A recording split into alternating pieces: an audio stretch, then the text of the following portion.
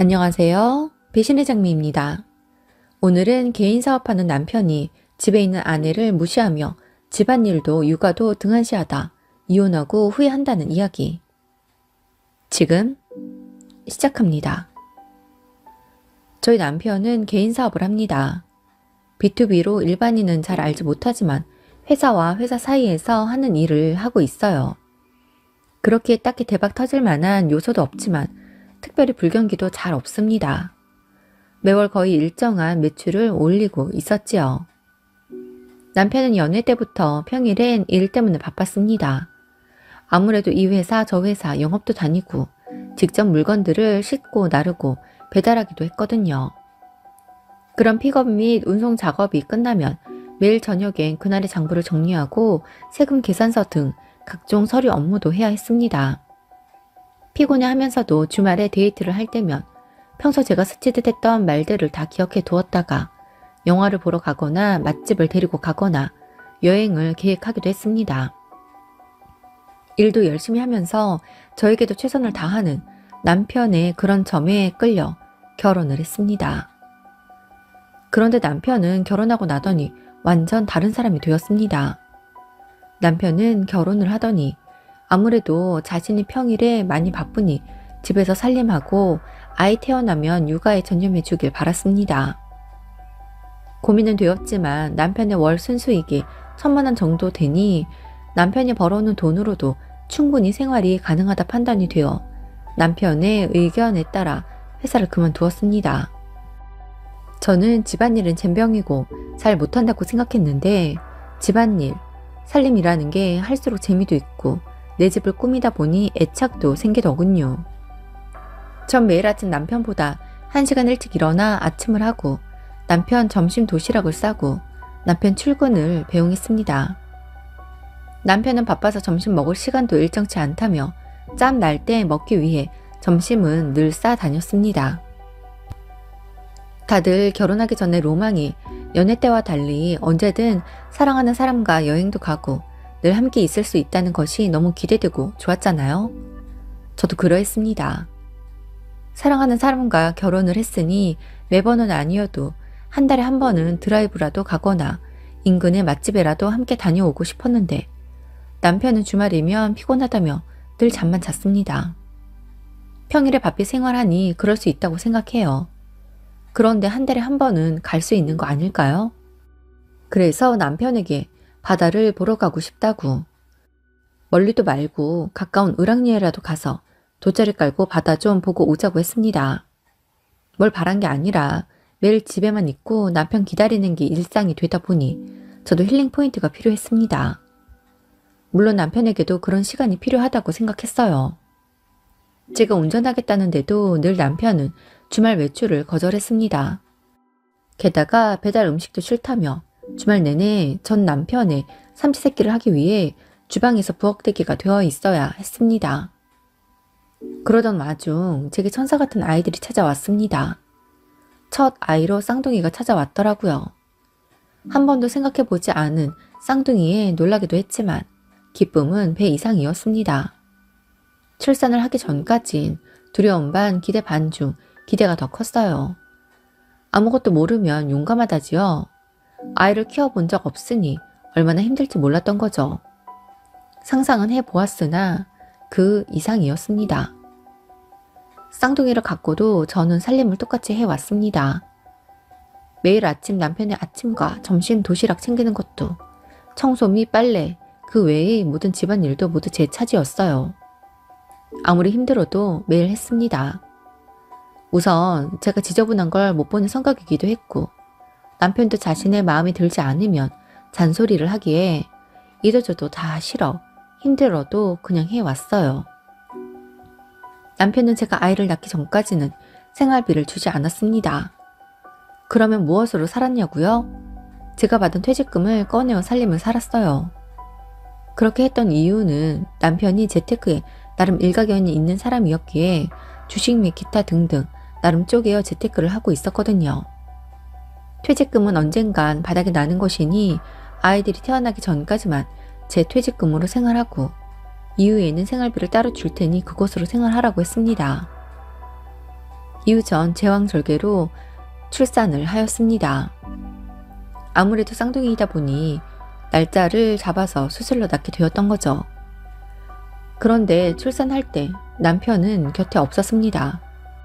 분명 미리 2주 전에 수술 날짜와 시간을 잡았던 거였기에 급작스런 자연분만도 아니고 남편이 제 곁에 없을 이유는 없었습니다. 저의 출산 전날 남편은 저와 함께 병원으로 입원 수속 및 수술 동의서에 사인을 했습니다.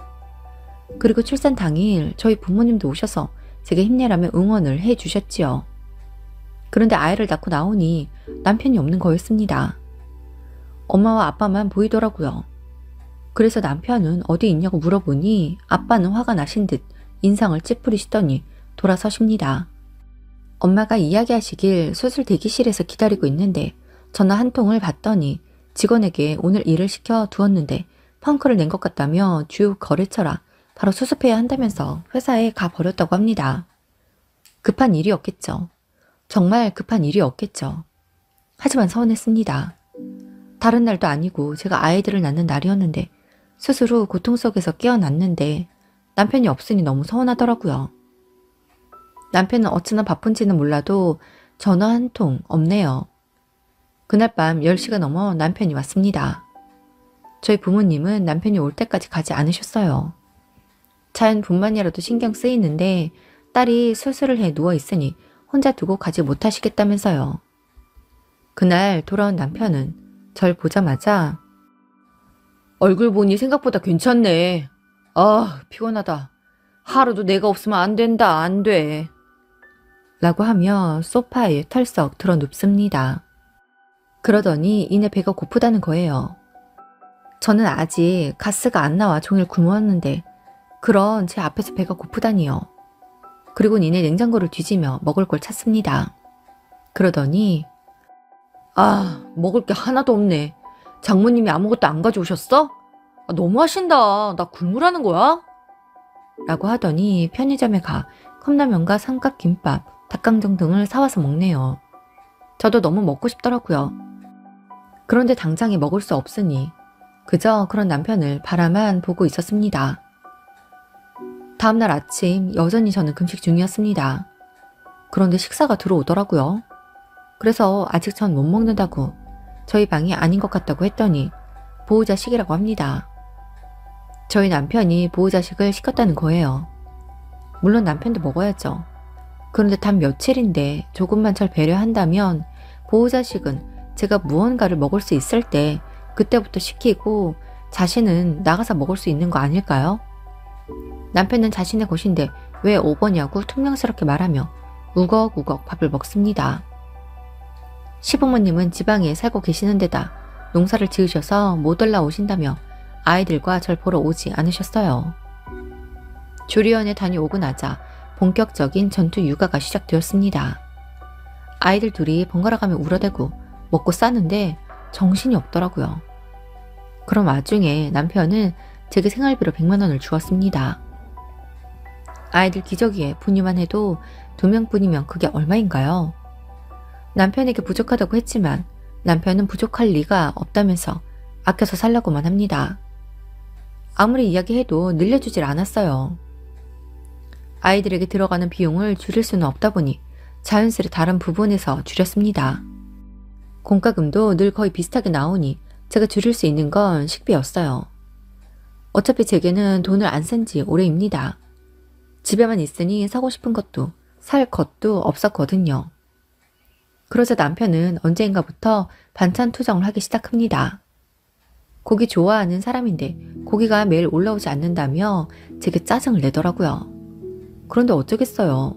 제가 줄일 수 있는 건 식비밖에 없었습니다.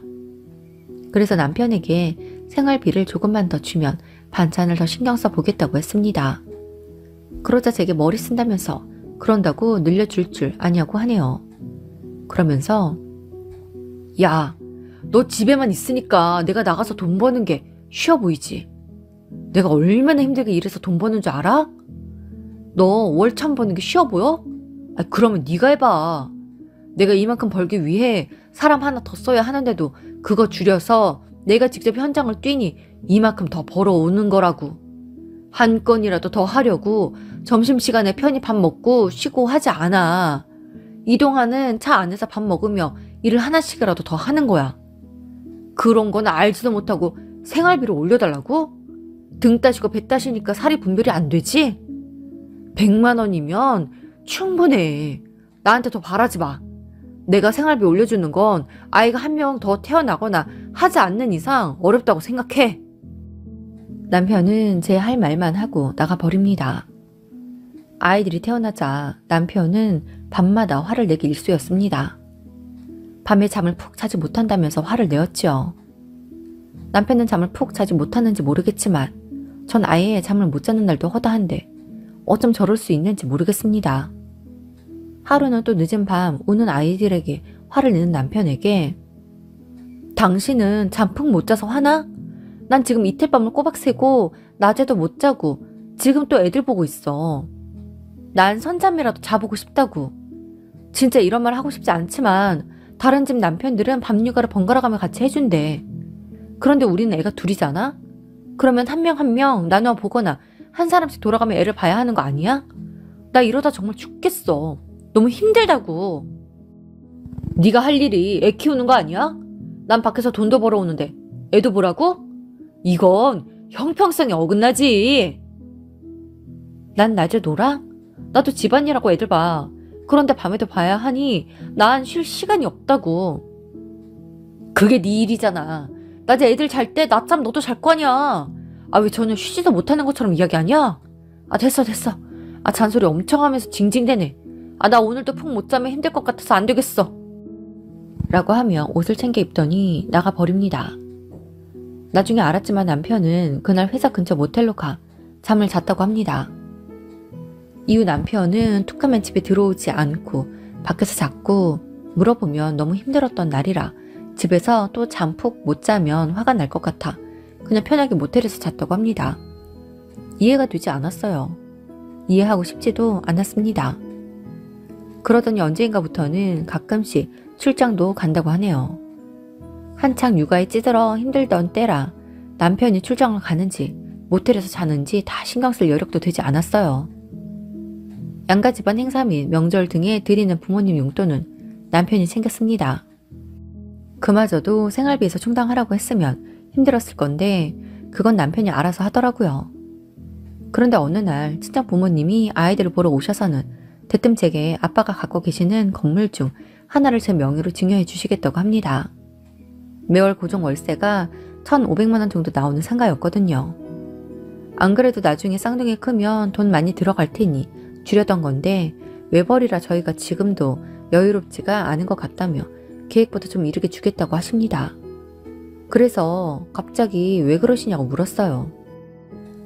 알고 보니 남편이 때마다 저희 친정에 용돈 10만 원씩 드렸다는 겁니다. 명절이고 생신이고 10만 원을 드렸다는 거예요. 그 전에 제가 직접 챙길 때는 못해도 30만 원, 50만 원은 넣었는데 10만 원이라니요. 그래서 아이들 낳고 생활이 팍팍해 그런가 걱정돼 건물을 생각하셨던 거죠. 보자 하니 정말 남편이 남보다 못한 사람이라는 생각만 들더군요. 우선 부모님에게는 아직은 괜찮다고 했습니다. 나중에 정말 힘들면 그때 이야기할 테니 그때 주시라고 했어요. 일주일에 2-3번씩 밖에서 자고 오던 남편이 어떨 때는 일주일 내내 밖에서 자고 오는 날도 생겼습니다. 밥은 밖에서 먹어도 잠은 집에서 자라는 옛 어른들의 말씀도 있지요. 그런데 가정을 이룬 사람이 잠을 핑계로 밖으로 도니 도저히 좋게 받아줄 수가 없었습니다.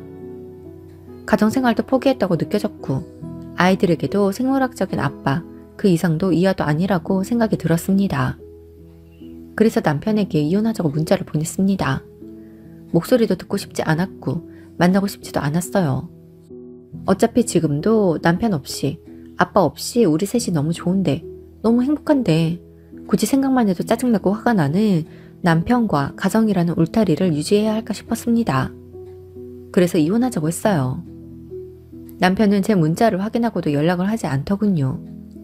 그러더니 집으로 와 저기 대뜸 집에서 애만 키우니 세상 물정 몰라서 이혼하자는 말을 쉽게 한다면서 10원 한 푼 없이 냉혹한 현실에 떨어져서 살고 싶냐고 막말을 합니다. 그래서 무슨 짓을 해서도 지금보다는 더 나은 삶을 살 수 있으니 이혼하자고 했어요. 그러자 남편은 제가 이혼하자고 했으니 위자료는 줄 수 없다고 합니다. 그러면서 아이들은 자신이 키울 자신이 없으니 저보고 키우라고 하네요. 듣던 중 반가운 소리입니다. 제 입장에선 가정생활에 충실하지 못한 남편으로 인해 이혼을 하는 것인 만큼 단 얼마라도 위자료를 받아야겠더군요. 그래서 소송을 걸었습니다. 남편은 한 푼도 줄 수 없다고 했지만 전 남편에게 위자료를 받아내었습니다. 그리고 양육비도 정식 절차를 통해 청구하였고요. 그렇게 남편과 이혼을 하였고 아빠는 제게 다시 건물 증여를 이야기 꺼내셨습니다. 혼자 된 딸이 아직 둘도 안 된 어린 아이들 둘을 키우며 어찌 살지 걱정이 되셨던 거였죠. 네, 그 건물 받았습니다. 저도 비빌 언덕이 있기에 거침없이 이혼을 선택한 것도 있었어요. 지금 저는 건물의 관리인 쓰면서 월세 수입으로 걱정 없이 아이들 키우며 살고 있습니다.